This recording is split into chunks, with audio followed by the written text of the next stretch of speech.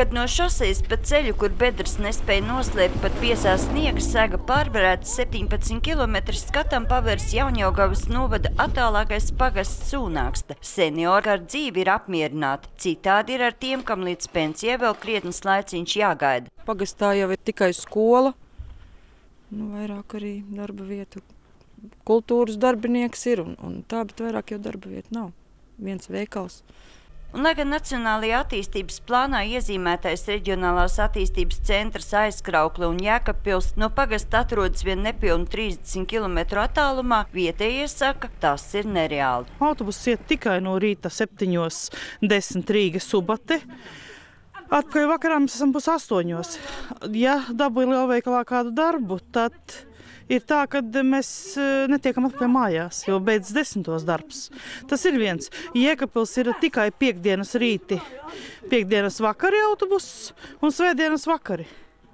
Sakiet, kā lai izbraukā? Ar personīgo mašīnu atmaksājas? Mums šeit algas nav 400 vidējais. Mēs saņemam 200 uz papīra. Un ne jau tikai dārgā degviela un mazās algas ir iemesls, lai uz darbu nebrauktu ar savu auto. Tas ceļš uz Aizkraukli, tas jau gan zemes ceļš nav, līdz Daudzavai nav remontēts, man liekas, jau krietni. Te uz Jēkabpils pusi te mums remontēja pāris gadus atpakaļ. Kvalitatīvi ceļi, pa kuriem lauku ļaudīm nokļūt lielajos centros, paredzēti nevien Nacionālajā attīstības plānā, bet arī valsts ilgtermiņa un reģiona attīstības stratēģijās. Programma ir diezgan daudz, un šīm programmām īstenībā šobrīd nav nekāda risinājuma, jo Eiropas naudas tā kā tur nepienākās un valstī naudas nav. Strādājot jau pēc 14. gada budžeta, noteikti tiks atjaunota tā ideja par stabilāka finansējuma piesaisti ceļiem. Autotransporta direkcijā sola, ka nākamgad autobusu reizes samazināt netiks, bet par palielināšanu gan pagaidām nevarot runāt.